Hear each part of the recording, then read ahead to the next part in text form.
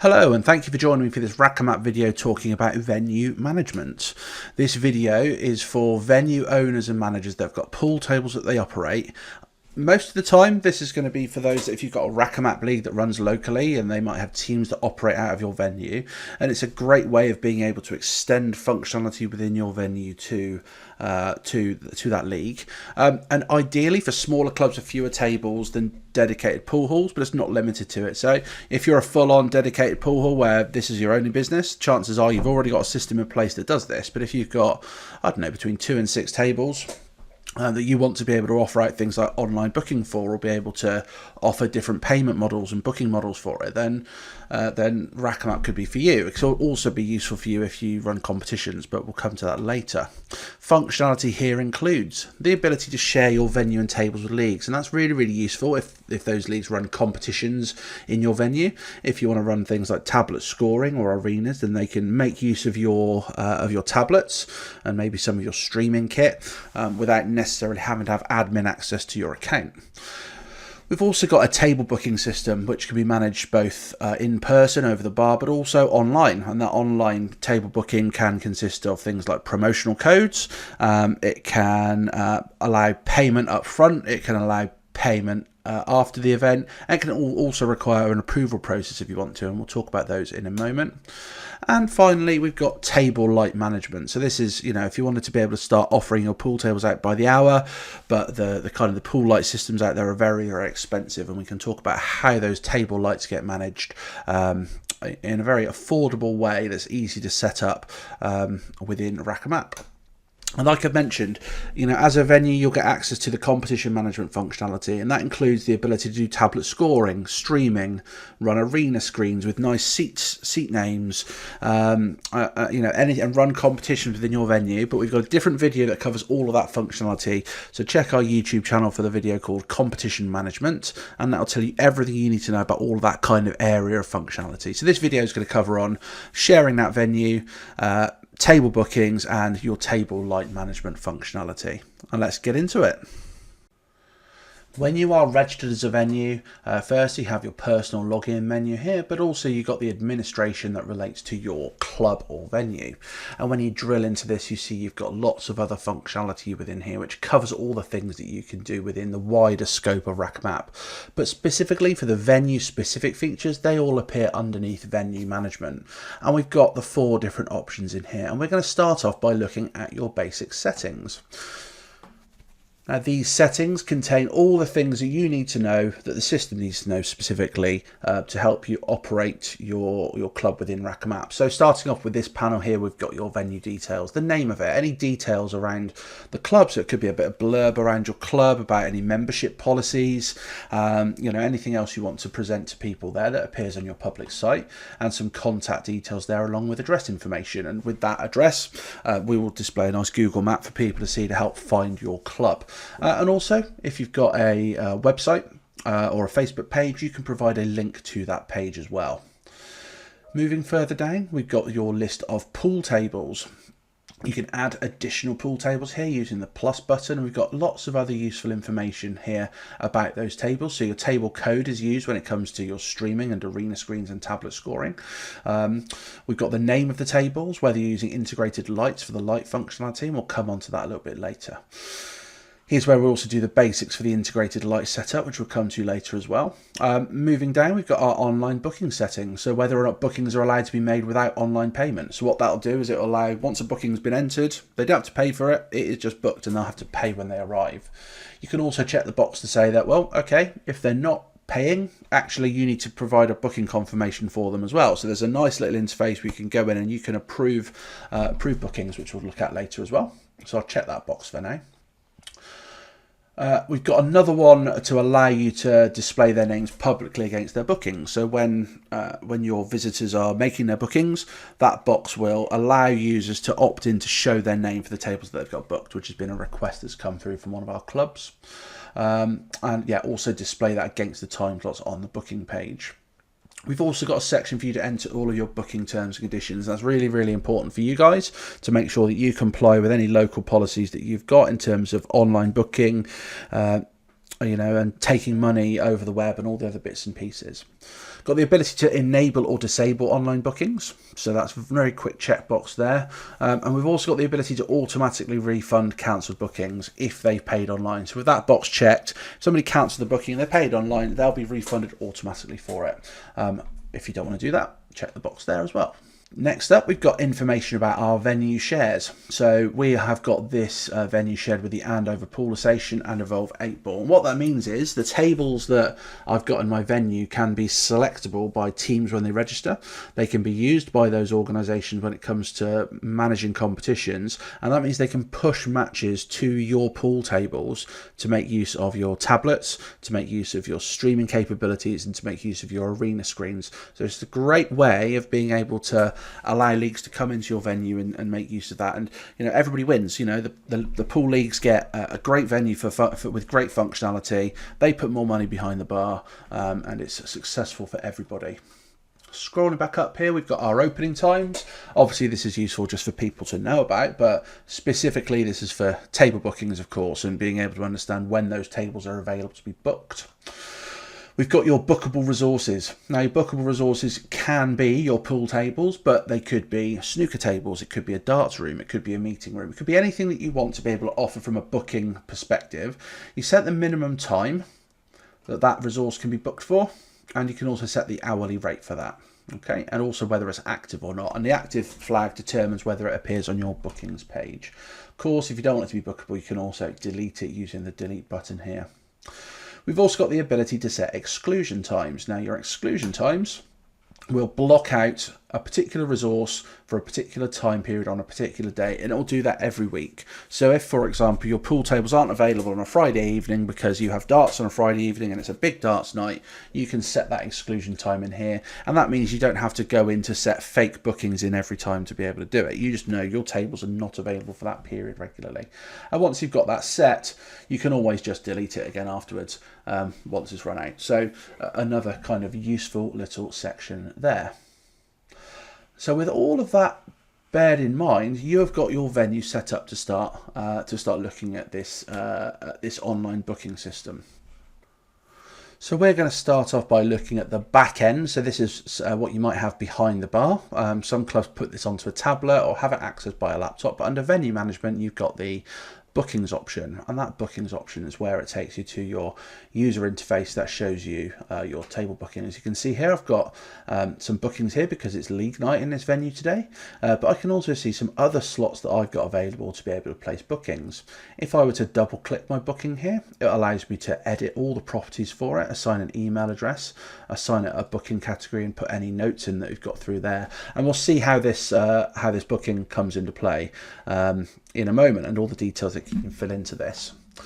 If I want to delete one, I can just double click it and I can cancel the booking, and that will remove the booking from my view.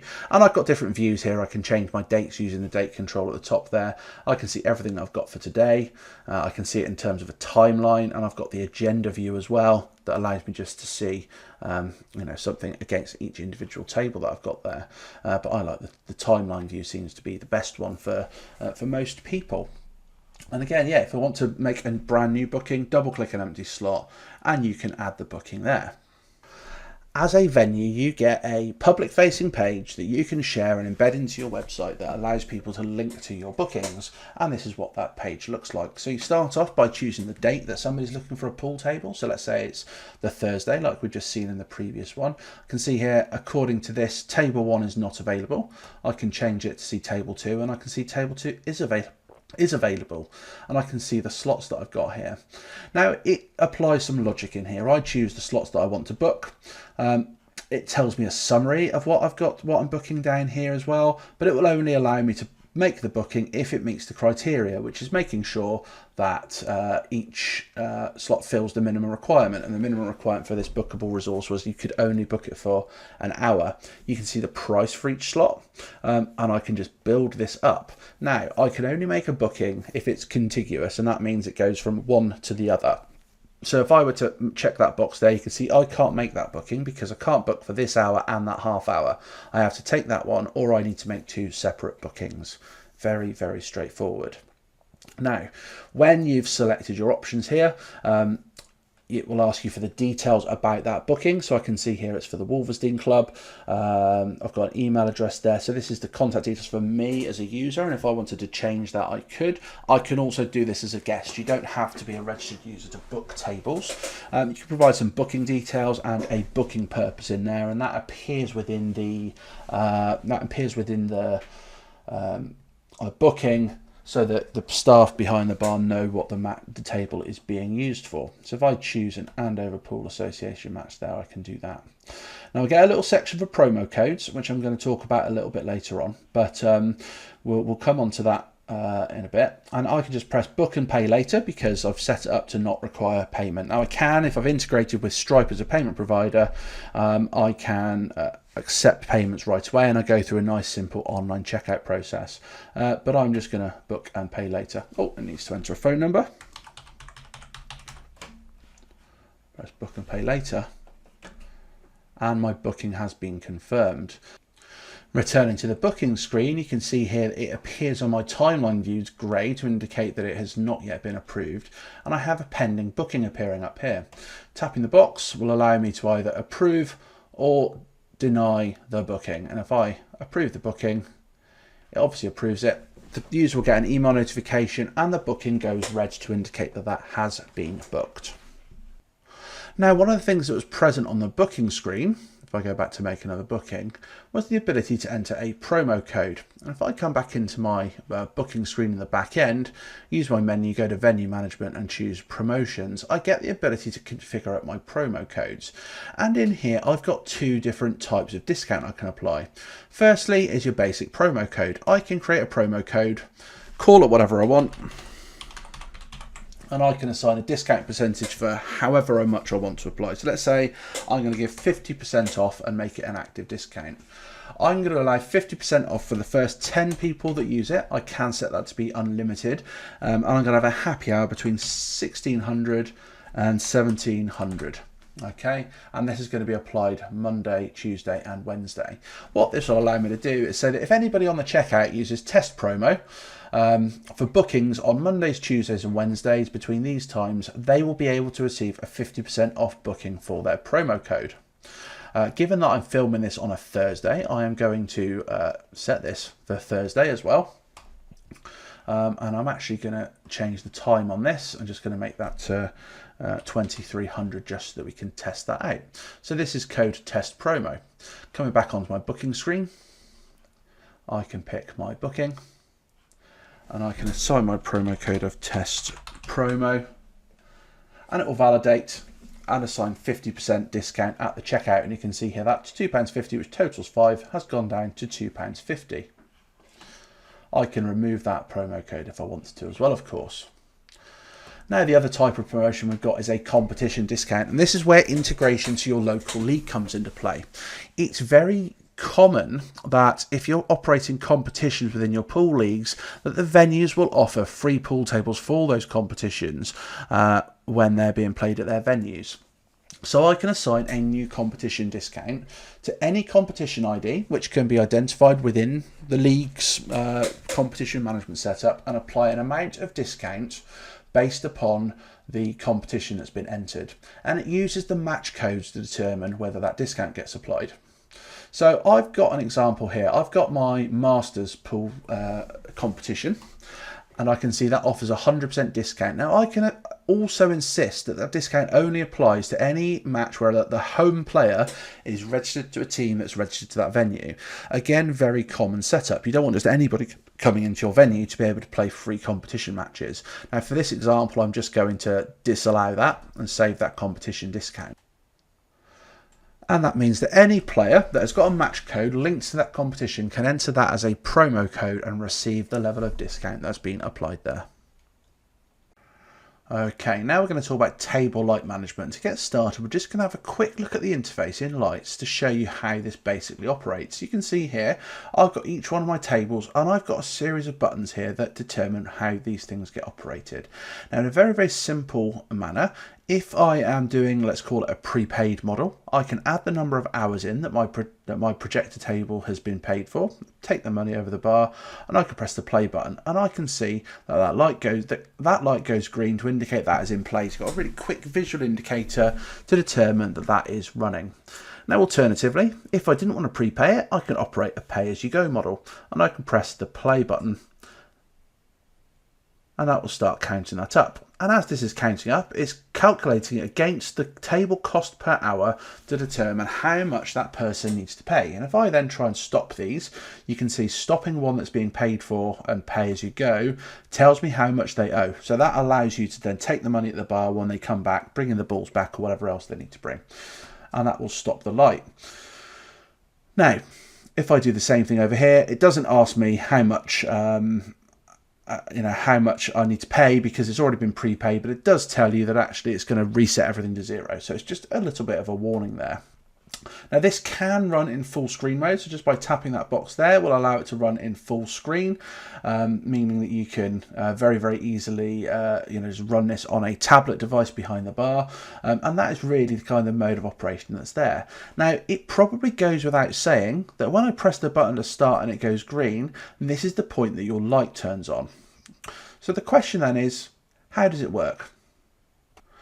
Well, the crux of how this all works is really in the devices that we've integrated to. So we found a manufacturer called Shelly, and there are Shelly devices that we support. They include the Shelly 1 Gen 4. That is a kind of a smart switch that you wire into your light, and you can then control that using either Shelly's native app or through the integration that we've built.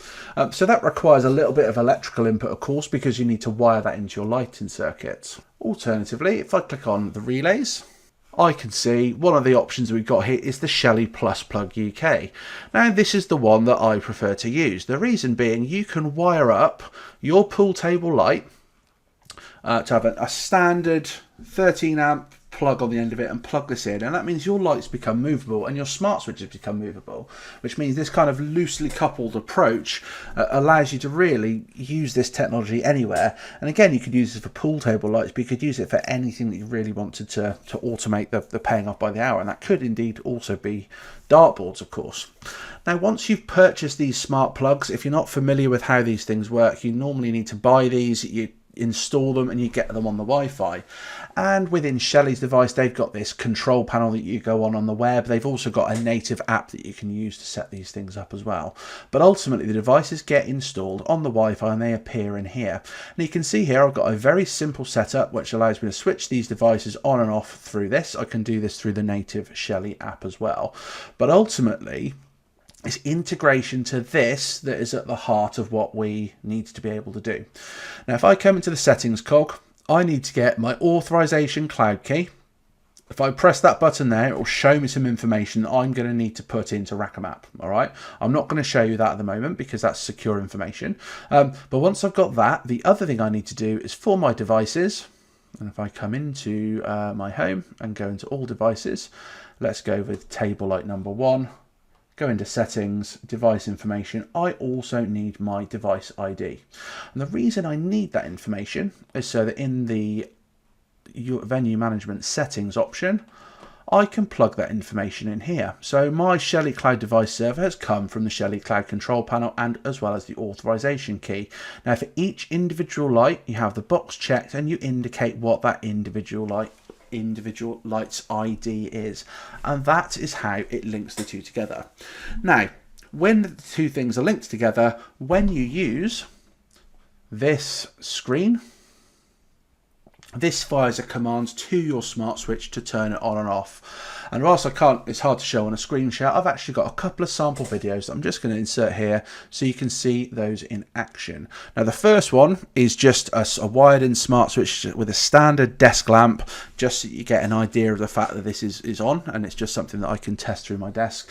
And the other video is on an actual pool table. So let's have a look at those now.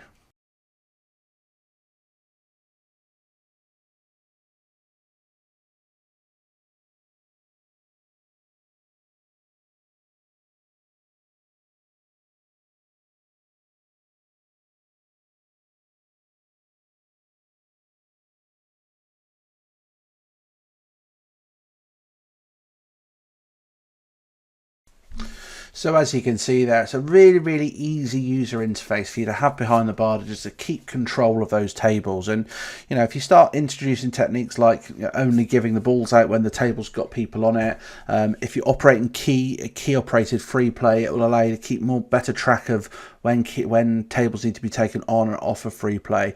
And again, integrating this in with our table booking system gives you a really kind of powerful operation as a venue. To be able to help take offering your pool to the next level, and, you know, book out more tables, get them in use, and drive more revenue through them. Now, in the final part of this video, I just want to touch on our competition management functionality. You know, it's at the heart of what we have within RackEmApp, and just because you're a pool venue doesn't mean you shouldn't have access to this. So, you know, if you're a venue, you can operate competitions out of your venue and make the most of what RackEmApp has to offer, such as that global player profile and being able for players to be able to online enter to your competitions and optionally pay for them online. You know, that's social media integration stuff. But, you know, we cover all of your competition functionality. We've got round robins, knockouts, double eliminations, bracketed draws. We can mix and match between rounds. You know, we've got all sorts of stuff around here in terms of how you want to run your competition. And in terms of the operation of that competition, you can score on tablets. We've got QR code scoring. We've got shot clocks. We've got shot clocks that appear on remote screens. We've got arena screens. We've got streaming overlays. We've got sponsors. We've got a big screen mode to allow you to project all of this stuff onto the wall. So, you know, we've got everything in play that you need as a venue to be able to operate a truly professional pool experience within your venue. As always, documentation on all our venue management capabilities are available at blog.rackemap.com, alongside functionality instructions for everything that we've got available within the platform. And if you do need any help, do drop us an email at hello@rackemap.com and we'd be delighted to get back to you. Thanks very much for your time. See you next time.